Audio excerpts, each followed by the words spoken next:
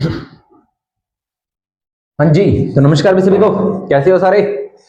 उम्मीद करूंगा सब बढ़िया हो गए, अच्छे से चल रही होगी सभी की तैयारी ना। तो आप बोलोगे सर रोज रोज नए डायलॉग है, क्या करें, एक ही डायलॉग रखना पड़ता है ना। चलिए कोई बात नहीं।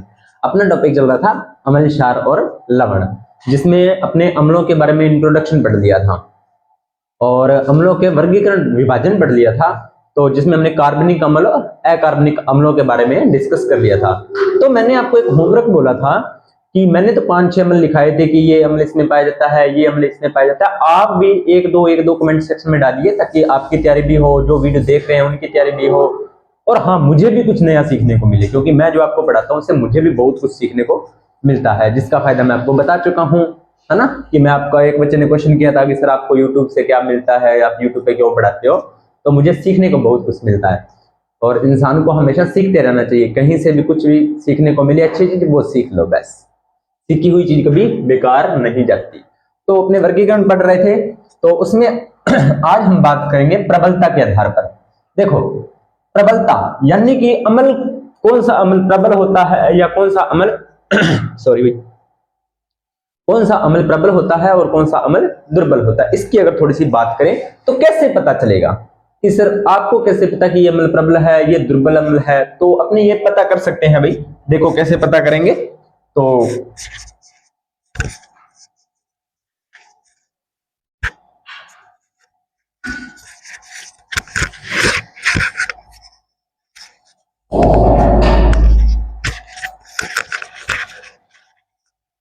हाँ जी, कैसे पता करेंगे। तो प्रबल अम्ल क्या होते हैं।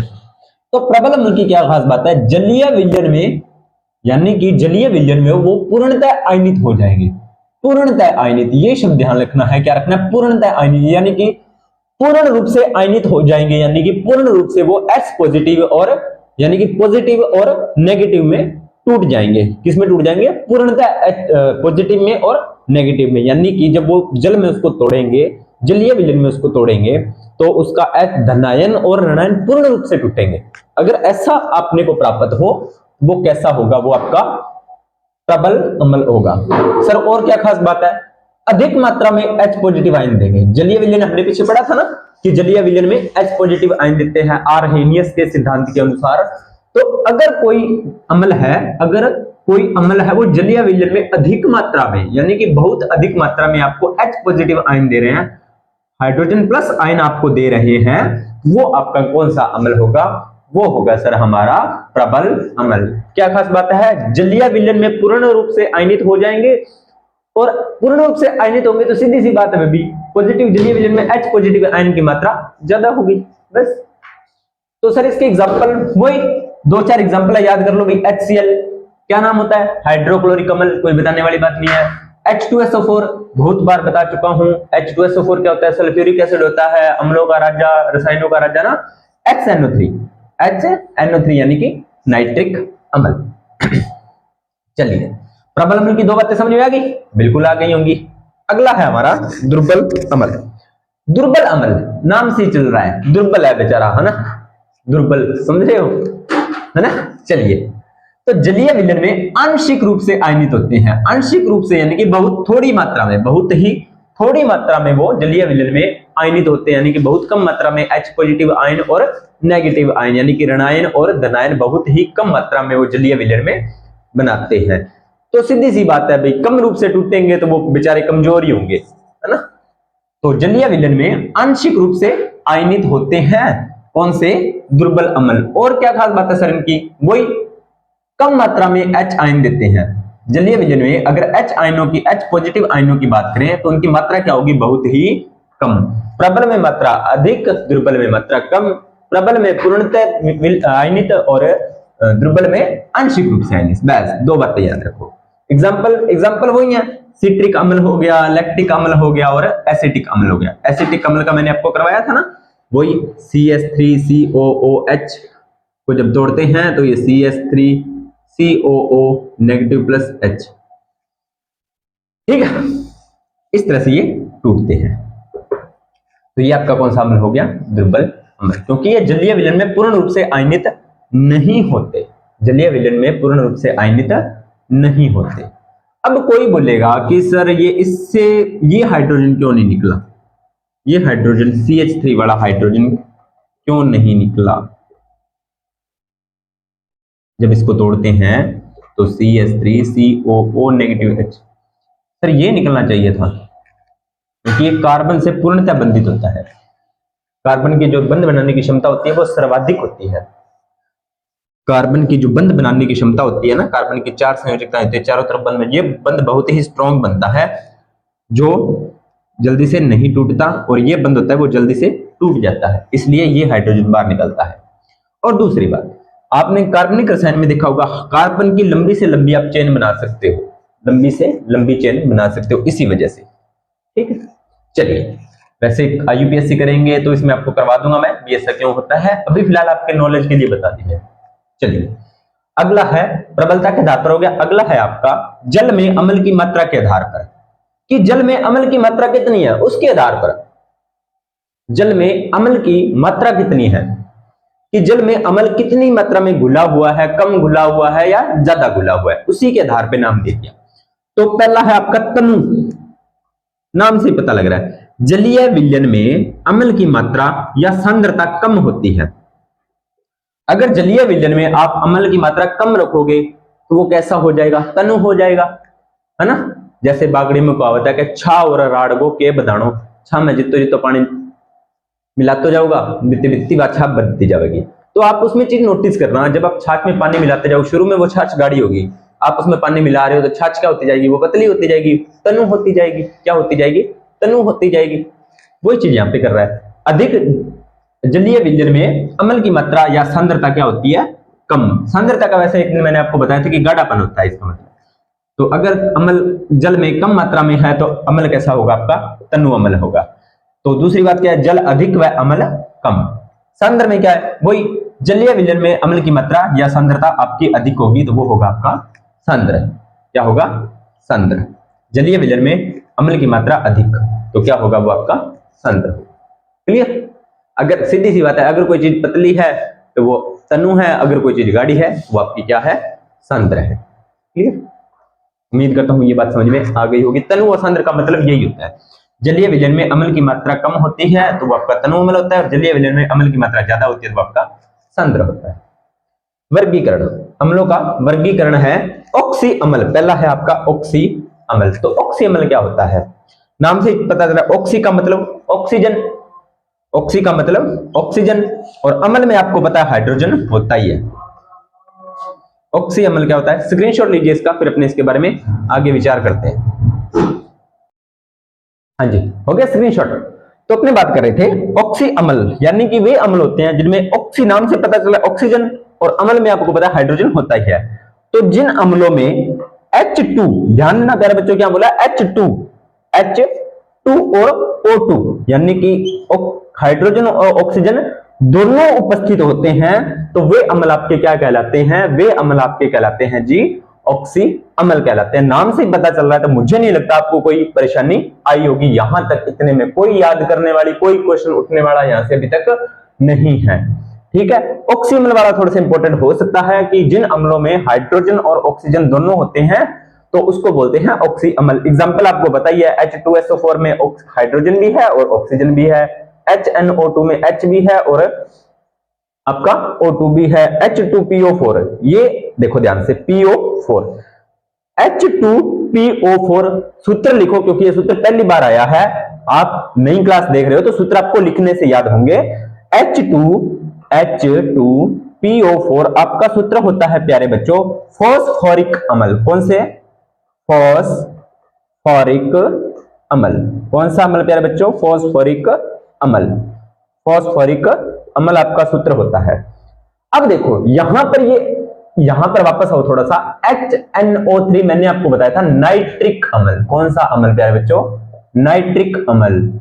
लेकिन यहां पर देखो HNO2 लिखा हुआ है, HNO2, तो ये आपका नाइट्रस होता है। NO3 नाइट्रिक और NO2 नाइट्रस, NO3 नाइट्रिक और NO2 नाइट्रस। तो आप है ना स्टार लगा के या हेडिंग में, सब हेडिंग में या एक ऊपर खाली जगह होगी वहां पर लिख लो, NO3 का मतलब होता है नाइट्रिक और NO2 का मतलब होता है नाइट्रस। काम की चीज है भाई, सारे अम्ल इससे, अगर इस तरह के से आप चीजें याद करोगे ना तो आपको अम्ल सूत्र याद करने में दिक्कत परेशानी नहीं आती है। ठीक है, चलिए अगला है हाइड्रस अम्ल या हाइड्रा अम्ल। तो जिन अम्लों में हाइड्रा, अब हाइड्रा का मतलब हाइड्रोजन, सिर्फ हाइड्रोजन, जिन अम्लों में केवल H उपस्थित रहता है, क्या रहता है, केवल H उपस्थित रहता है, वो अम्ल आपके क्या होते हैं, हाइड्रा अम्ल होते हैं। जैसे हैलोजन वाले होते हैं सारे, Cl, Br, I, है ना, HCl हाइड्रोक्लोरिक अम्ल, HBr हाइड्रोब्रोमिक अम्ल और H हाइड्रो आयोडिक अम्ल, है ना। तो Cl का मतलब क्या होता है, क्लोरीन होता है, Br का मतलब क्या होता है, ब्रोमीन होता है, और I का मतलब होता है आपका आयोडीन। ध्यान दीजिए प्यारे बच्चों, ब्रोमीन एक, ये तीनों तत्व हैं, ये तीनों तत्व आपके 17वें वर्ग में आते हैं। कौन से वर्ग में आते हैं, आवर्त सारणी में 17वें वर्ग।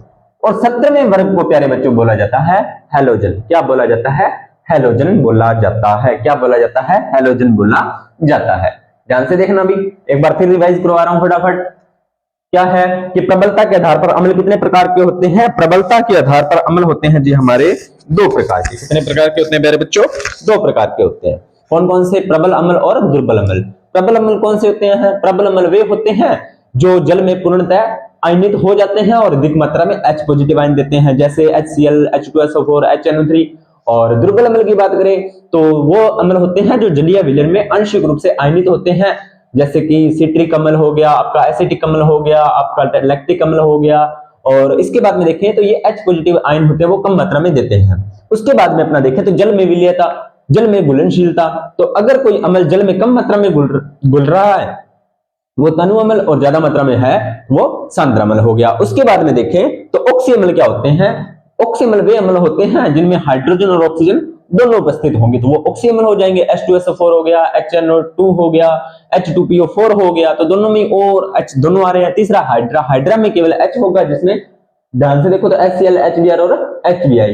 जो ब्रोमीन है ना, इसकी स्टार लगा के एक बात रखो, यह एकमात्र ऐसी Br, एकमात्र, ध्यान से सुन लेना, एग्जाम में क्वेश्चन पूछा गया है, ब्रोमीन एकमात्र ऐसी अधातु है जो द्रव अवस्था में पाई जाती है।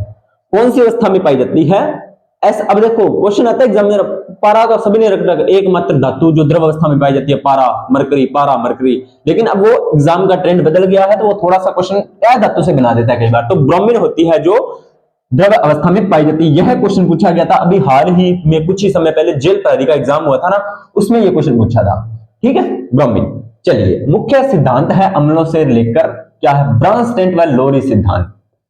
नाम देना कैसे, ब्रांस्टेड नाम का वैज्ञानिक है, कोई लोरी सुना रहा है ना, तो ब्रांस्टेड व लोरी का सिद्धांत है। इसने क्या कहा था, इसने अम्लों को लेकर कुछ बात कही थी। तो इसने कहा था कि अम्ल वे पदार्थ होते हैं, कौन से पदार्थ होते हैं, कि अम्ल वे पदार्थ होते हैं जो किसी दूसरे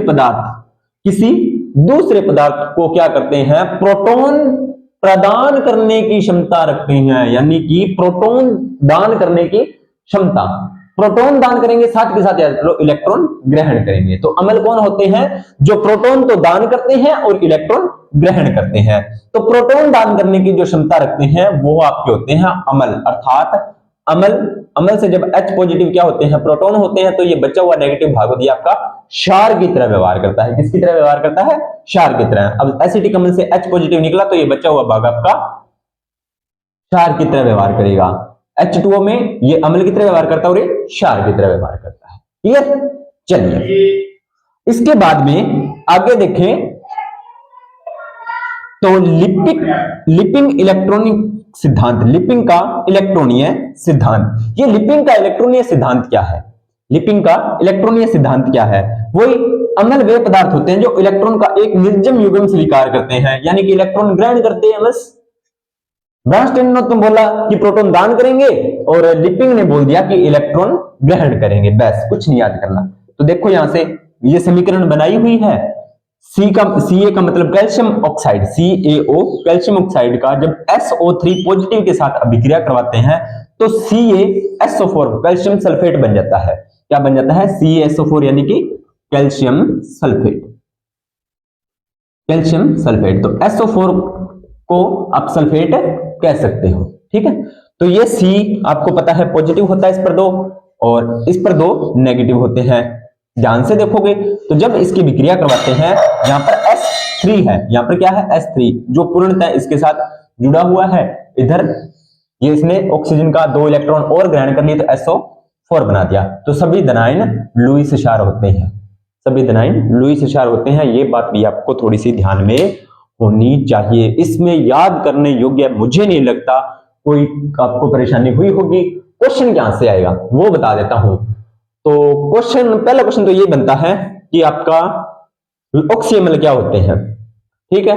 तो हाइड्रोजन और ऑक्सीजन दोनों सूत्र से पूछ सकता है क्वेश्चन, किसका सूत्र क्या है, इजी क्वेश्चन बनाएगा। तो हाइड्रा अम्ल में क्वेश्चन पूछ सकता है इन तीनों में से। मुख्य सिद्धांत, प्रोटॉन दान करने वाला सिद्धांत ब्रांस्टेड व लोरी ने दिया था, और इलेक्ट्रॉन ग्रहण करने वाला लिपिंग का इलेक्ट्रॉनीय सिद्धांत हो गया।